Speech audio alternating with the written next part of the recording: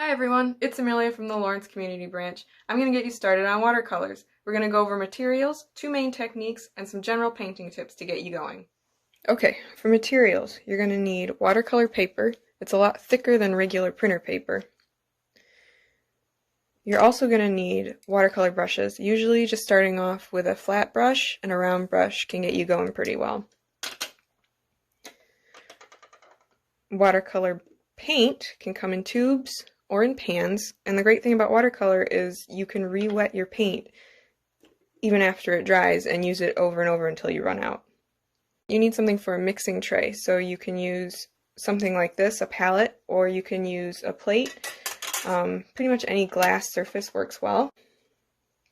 Use a rag to blot and clean up your brushes. You need tape to hold your paper down because sometimes when it gets too wet it buckles. This is just painter's tape, but you can use masking tape, washi tape, scotch tape, pretty much anything. And you're going to need water. I use 2 jars, one for dirty water to clean off your brush, and then one for clean water.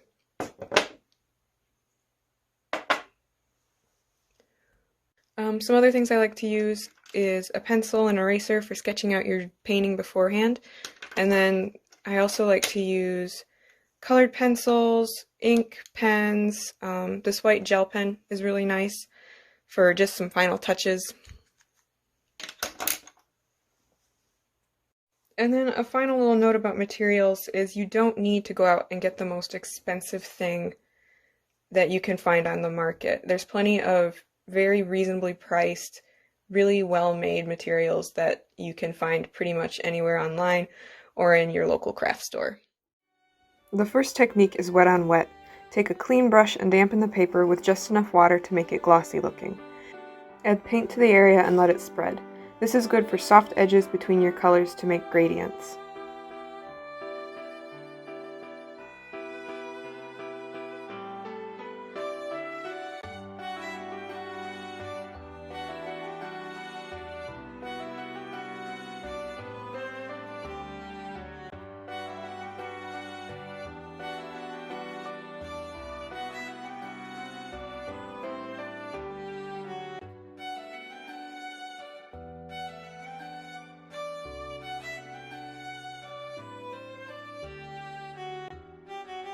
Wet on dry is placing the paint directly onto dry paper.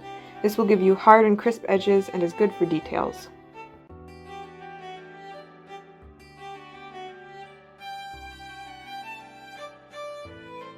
Each technique tends to blend together and can be combined in the same painting. Use water to soften the hard edge of paint you just put down. Add more color to an already painted area. As long as the paper is wet, you can continue to work it. If you want hard edges and details on a place you've already painted, make sure the area is completely dry before adding on to it.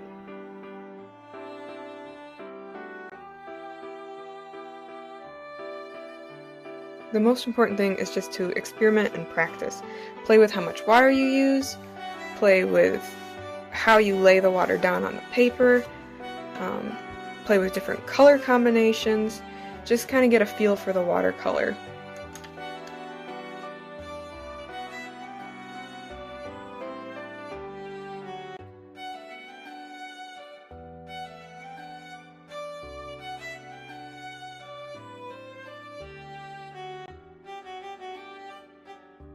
Another really good exercise is to make yourself a color wheel.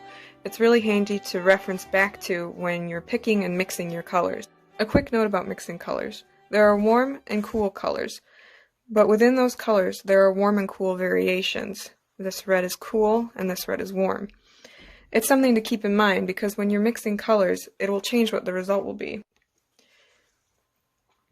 When you mix 2 warm versions of yellow and blue to make what is considered a cool color, the green will look desaturated and muddy, which is nice for some things, but if you want a bright green, you'll want to use the 2 cool colors, which will lean more into the green. Just experiment, make swatches like this, and you'll get the hang of it. Start by sketching out and taping down your painting. Take your image and simplify it into shapes. Work the entire painting and add details later. Start with wet on wet, layering down your general colors. Some of this you'll work while it's still wet, some you'll add on to after it dries.